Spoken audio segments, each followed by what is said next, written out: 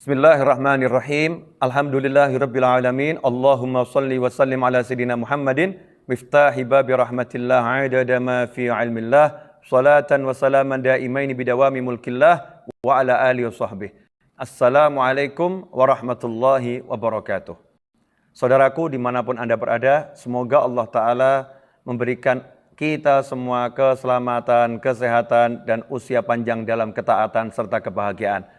Dan semoga wabah corona ini segera diangkat oleh Allah Subhanahu wa Ta'ala dan kita semua mendapatkan keselamatan. Amin. Allahumma amin. Ikhwani rahimakumullah, keluh kesah adalah suatu hal yang sangat tidak terpuji. Berkeluh kesah adalah suatu hal yang tidak positif, yang justru akan membuat kita semakin lemah, semakin lemah dan semakin lemah. Ikhwani, saya mengajak Anda semuanya untuk memetik hikmah dari wabah yang mewabah ini, corona. Salah satu hikmah yang saya ambil dari sekian banyak hikmah yang akan saya sampaikan pada episode kali ini adalah hikmah kita diajarkan untuk khalwat. Hikmah kita diajarkan untuk berdiam diri. Hikmah kita diajarkan untuk membatasi hubungan sosial kita. Tentunya muslim yang baik akan memanfaatkan kondisi ini guna mendekatkan diri kepada Allah Subhanahu wa Ta'ala. Bukan berkeluh kesah, tapi menjadikan kondisi ini sebagai sarana yang dia kendarai, dia tunggangi untuk mendekatkan diri pada Allah Subhanahu wa Ta'ala. Sebagai contoh, ada anjuran dari pemerintah untuk tinggal di rumah selama 14 hari. Pertanyaannya, sudahkah kita buat jadwal dalam hari ke hari selama 14 hari itu, apa yang akan kita lakukan dalam pendekatan diri kepada Allah Subhanahu wa Ta'ala? Apakah kita sudah gunakan waktu selama 14 hari itu untuk memperbanyak qiraatul Quran, untuk memperbanyak istighfar, untuk memperbanyak sholawat, untuk memperbanyak berdoa, untuk memperbanyak berzikir, dan untuk memperbanyak belajar ilmu-ilmu Allah Subhanahu wa Ta'ala? Kalau belum, maka jangan tunda. Buat daftar kegiatan dari mulai pagi sampai nanti tidur. Apa yang kita lakukan? Jadikan rumah kita masing-masing pesantren, ikhwani rahimakumullah. Jadikan rumah kita masing-masing pesantren yang nanti kalau 14 hari lulus bukan hanya selamat dari corona, tapi yang lebih penting lagi selamat dari neraka dan masuk surganya Allah Subhanahu wa Ta'ala. Kenapa? Karena sebelum sampai Ramadan, kita sudah diramadankan oleh Allah Subhanahu wa Ta'ala. Kita sudah ditempatkan di suatu kondisi yang kita dipersiapkan untuk menyongsong Ramadan dengan lebih baik lagi, yaitu dengan memperbaiki fisik. Otomatis kita akan berjuang agar fisik kita selama 14 hari bagus, imunitas kita meningkat baik, dan kita selamat dari segala macam penyakit dengan mengkonsumsi hal-hal yang bermanfaat untuk fisik kita. Tapi jangan lupa, kalau fisik kita jaga 14 hari, maka seharusnya ruhani kita lebih kita jaga. Karena jiwa yang sehat, yang syukur sama Allah Ta'ala, jiwa yang bahagia, menyebabkan tubuh ini menjadi kuat. Kalau ruhnya sehat, tubuhnya kuat. Makanya kita perkuat ruh. Ini hikmahnya, 14 hari loh. 14 hari itu waktu yang lumayan, cukup panjang.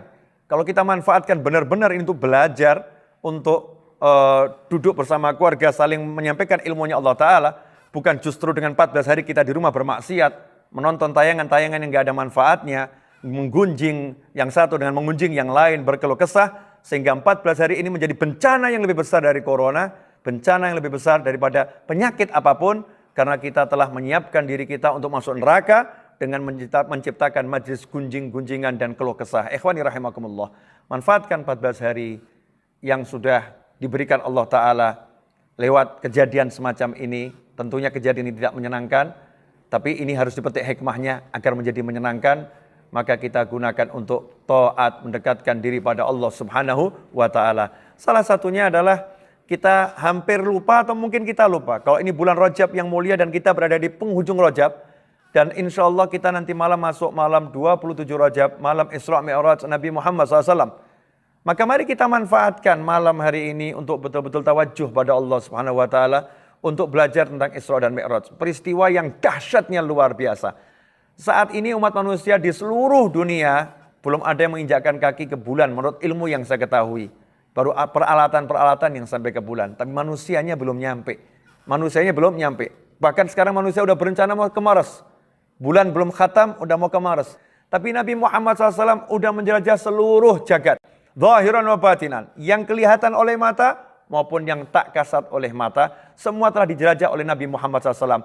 7 lapis langit telah dijelajah oleh baginda Muhammad SAW. Sampai ke ujungnya jagat raya. Sampai ke Sidratul Muntaha. Melihat surga dan melihat neraka. Dengan semua pengetahuan yang dimiliki tersebut. Baginda Muhammad SAW tidak kikir, beliau membagikannya kepada kita semua dengan mempraktekannya dalam sendi-sendi kehidupan di semua bagian kehidupan.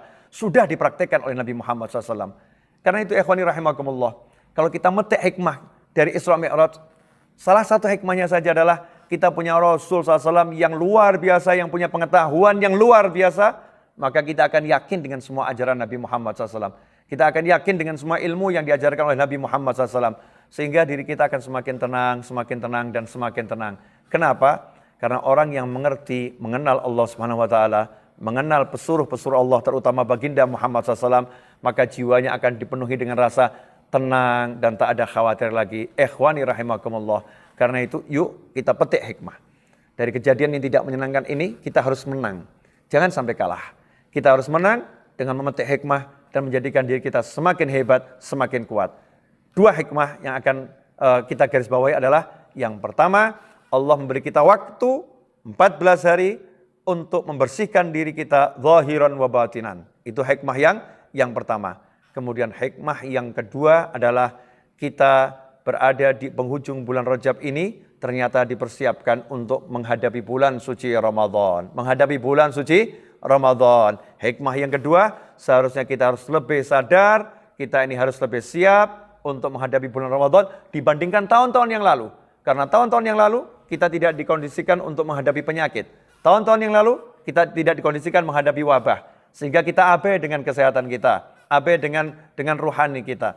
Tapi tahun ini kita dihadapkan dengan wabah yang namanya corona, dipaksa untuk lebih memperbaiki zahir kita, fisik kita, dan memperbaiki ruhani kita. Semoga Allah Ta'ala menjadikan hikmah ini bisa kita amalkan, sehingga kita manfaatkan waktu kita sebaik mungkin dan mendapatkan barokah.